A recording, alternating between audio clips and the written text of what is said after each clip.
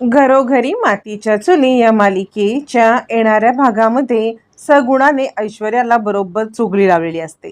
सगुणाने सांगितलेलं असतं की ताईसाहेब, या सगळ्यामध्ये ऋषिकेश दादा हे कुस्तीला जाणार आहे. मग काय, मग ऐश्वर्या आपल्या वडिलांना फोन करून कोणत्याही परिस्थितीमध्ये ऋषिकेश हा गेम जिंकला नाही पाहिजे, आणि जरी जिंकला तरी त्याचं हात पाय तरी मोडलाच पाहिजे, जेणेकरून तो काहीही करू शकणार नाही असं आता सांगते.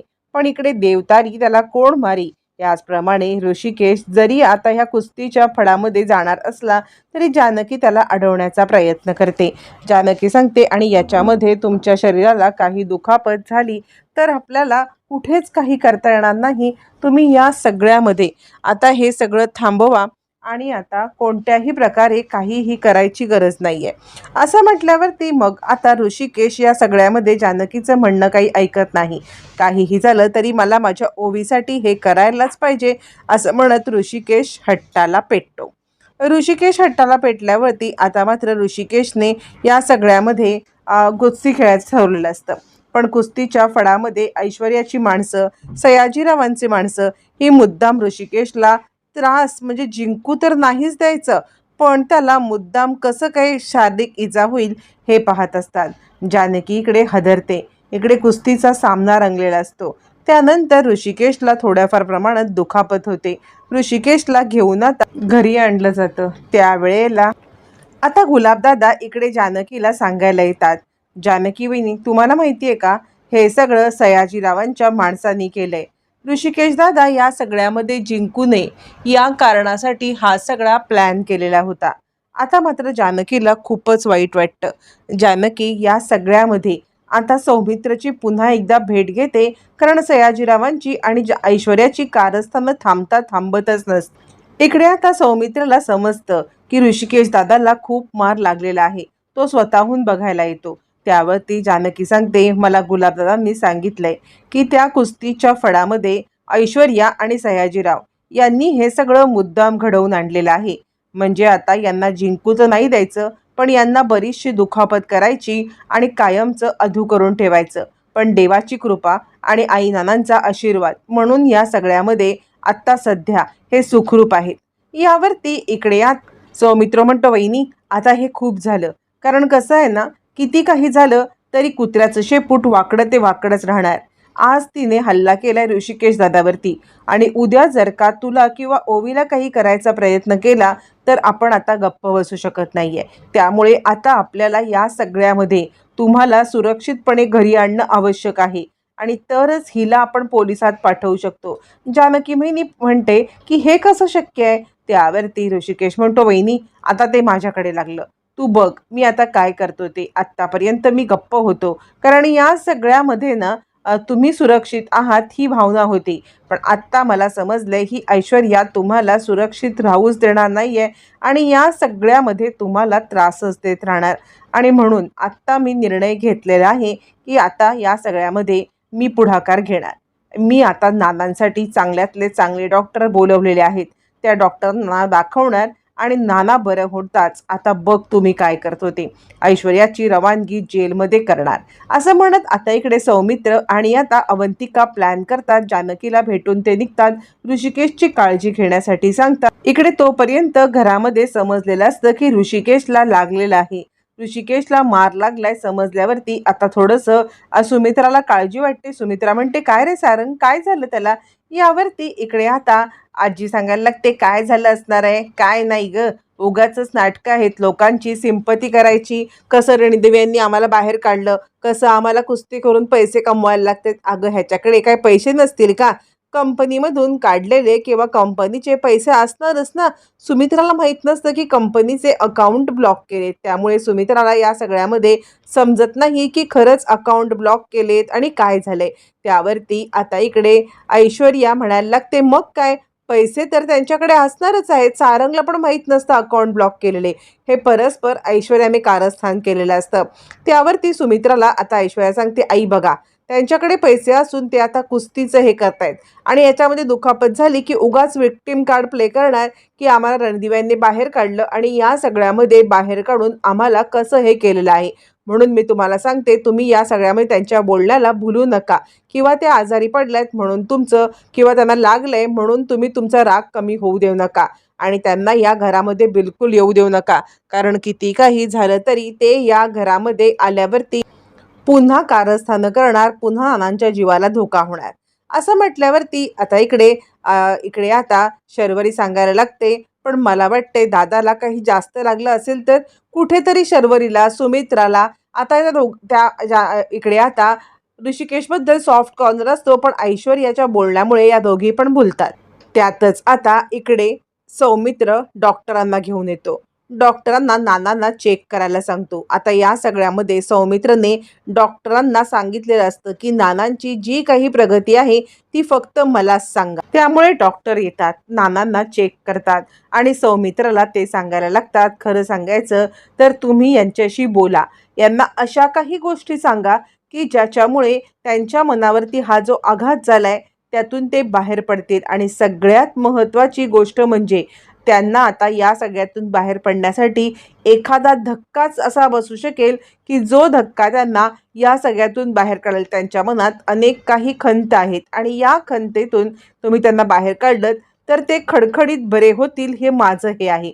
मी तुम्हाला काही गोळ्या लिहून देतो, त्या गोळ्या देऊन आता तुम्ही यांना बरं करू शकता. डॉक्टरांनी आपलं आता म्हणणं सांगितल्यावरती सौमित्र म्हणतो, ठीक आहे डॉक्टर, तुम्ही दरवेळेला फॉलोअपसाठी येत जा आणि नानांची जी काही प्रगती आहे ती फक्त आणि फक्त मलाच सांग. आता सौमित्र रोज नानांच्या उशाला येऊन बसत जातो आणि नानांना काही गोष्टी सांगायला लागतो. नाना, मला माहिती आहे तुम्ही जानकी वहिनीला या सगळ्यामध्ये तिच्यावरती जो ब्लेम केलाय तो पूर्णपणे खोटा आहे किंवा तो पूर्णपणे चुकीचा आहे. पण पण तुम्ही हे का बोलत नाहीयेत उघडपणे याची मला खरंच कल्पना नाही नाना. पण तुम्हाला मी एक गोष्ट सांगतो की ही ऋषिकेश दादा आणि जानकी वहिनी हे घराबाहेर गेलेले आहेत आणि त्यांच्या जीवाला धोका आहे. त्या दोघांना या घरात आणल्याशिवाय मी गप्प नाही बसू शकत. कसं आहे ना, ऐश्वर्या आणि आता सयाजीराव हे दोघं जण ते बाहेर असल्याचा फायदा घेऊन परस्पर त्यांचा काटा काढू शकतात आणि आपण मग काहीच करू शकत नाही. आत्ता हीच वेळ आहे, आपण पेटून उठायला पाहिजे. आपण ऋषिकेश दादाच्या पाठीशी उभं राहायला पाहिजे. पण माझ्या बाजूनी कुणीच नाहीये. ऐश्वर्या आणि सारंग या दोघांनी सुद्धा आता या सगळ्यामध्ये आईला सुद्धा आणि शरुताईला सुद्धा आपल्या बाजूने केलेला आहे आणि आजीचा तर ऋषिकेश दादावरती लहानपणापासूनच राग आहे. तो राग का आहे हे हल्ली मला समजलेला आहे. पण नाना, आता तुम्हाला उठायला पाहिजे, कारण कुस्तीच्या फडामध्ये ऋषिकेश दादाचा जीव घेण्याचा प्रयत्न केला. नाना म्हणतात, काय? नाना डोळे उघडतात. यावरती आता इकडे सौमित्र सांगायला लागतो, हो नाना, मी तुम्हाला तेच सांगण्याचा प्रयत्न करतोय. या सगळ्यामध्ये ऋषिकेश दादावरती हल्ला झालाय. त्याने आता त्याचे सगळं ब्लॉक केलेलं आहे. त्याच्याकडे एक दमडा नाहीये, त्याचे अकाउंट ब्लॉक केलेत, दागिने काढून घेतलेत आणि हे सगळं केल्यामुळे आता ऋषिकेश दादा पूर्णपणे कंगाल आहे आणि त्याने कुस्तीच्या इथे जाण्याचा निर्णय घेतलाय. कुस्तीच्या इकडे जाऊन आता तो पैसे कमवण्याचा प्रयत्न करतोय, पण तिथे त्याच्या जीवाला धोका होता, त्याला मारण्याचा प्रयत्न केला. तुमचे आशीर्वाद आणि देवाची कृपा, जानकी वहिनीची पुण्याई म्हणून ऋषिकेश दादा वाचलाय. आता ना तुम्हाला लवकरात लवकर बरं व्हायला पाहिजे. थोडंफार बरं होत होत तुम्हाला हे सगळं सत्य सांगायला पाहिजे. नाना म्हणतात, ओवी ओवी. यावरती आता इकडे मित्र सांगायला लागतो, ओवी सुखरूप आहे, तुम्ही ओवीची काळजी करू नका. मी तुमच्या पाठीशी ठाम उभा आहे. तुम्ही कुणाला घाबरू नका. तुम्ही एकदा उठून उभे राहा, सगळं सत्य सांगा. मी ऋषिकेश दादाला घरात आणतो, या ऐश्वर्याची रवानगी जेलमध्ये करतो. नाना म्हणतात, ओवीला मारण्याची धमकी दिली. यावरती सौमित्र म्हणतो, आता मी मोठ्यातले मोठे डॉक्टर आणले, ते तुमच्यावर उपचार करतील. उपचार करून झाल्यावरती मग मात्र तुम्ही या ऐश्वर्याची भांडेफोड करा. त्या सारंगचे डोळे उघडा. बायकोच्या प्रेमामध्ये बैल झालाय बैल. असं म्हणत इकडे आता सौमित्र हळूहळू नानांशी संवाद साधत असतो आणि नानांना हळूहळू बोलता येते हे तो कुणालाच सांगत नाही. मध्ये मध्ये सुमित्रा ज्या वेळेला येते त्यावेळेला दोघांचं बोलणं थांबतं.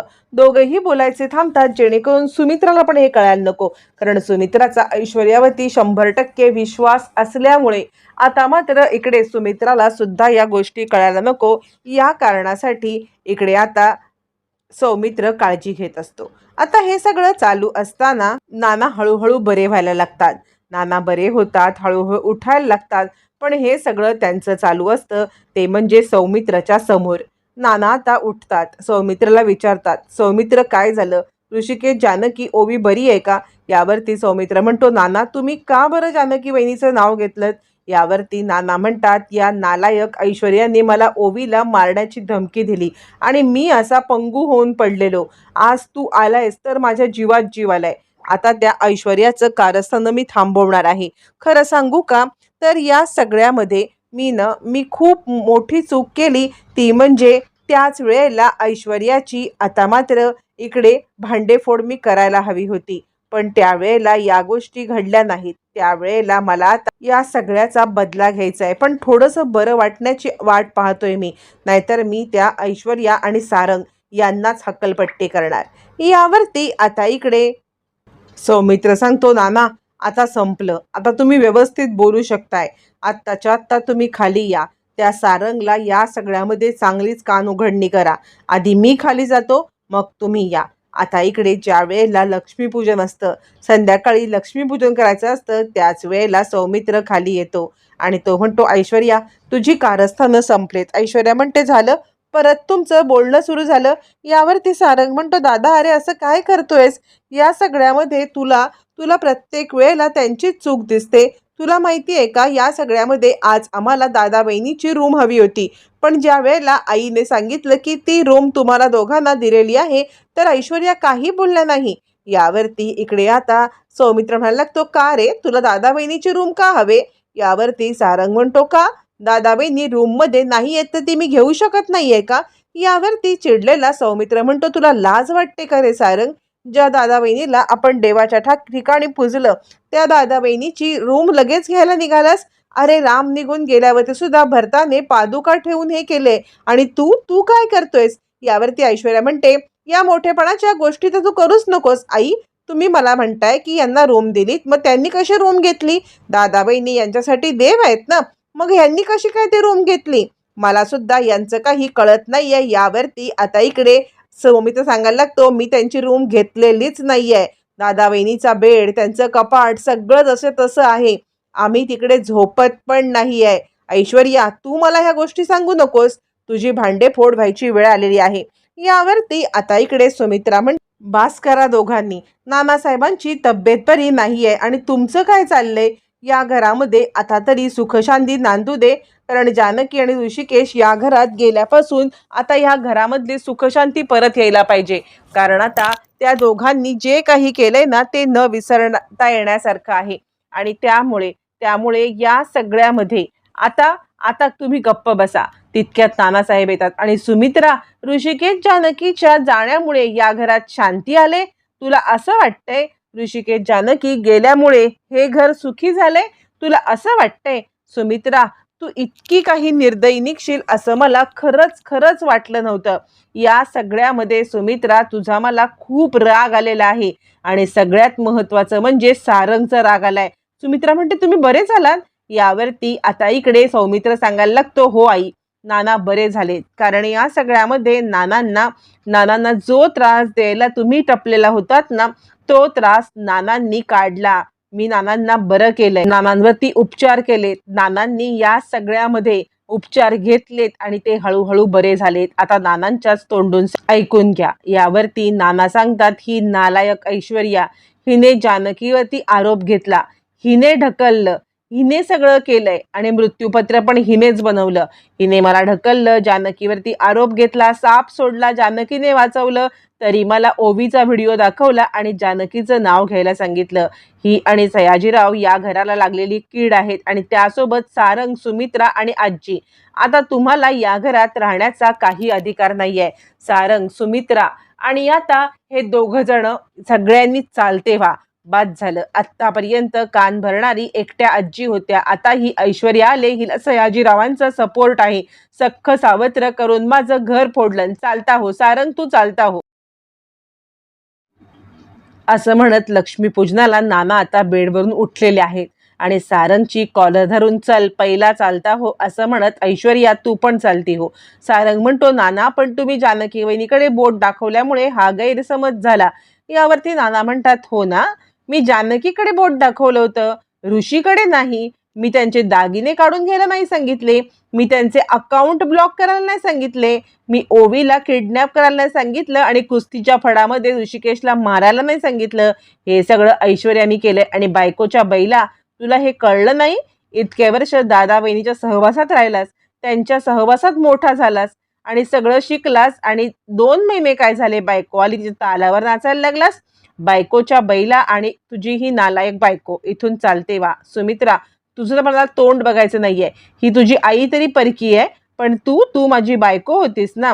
तुझ्यापेक्षा माझी पार्वती परवडली. आज माझा सौमित्र हा एकच मुलगा आहे आणि त्यानंतर ऋषिकेश. बास, तुम्ही सगळे माझ्यासाठी परके. आत्ताच्या आत्ताच चालते व्हा.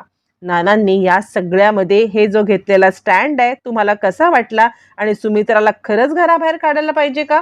याच्यावरती तुम्हाला काय वाटतं कमेंट करून नक्की कळवा.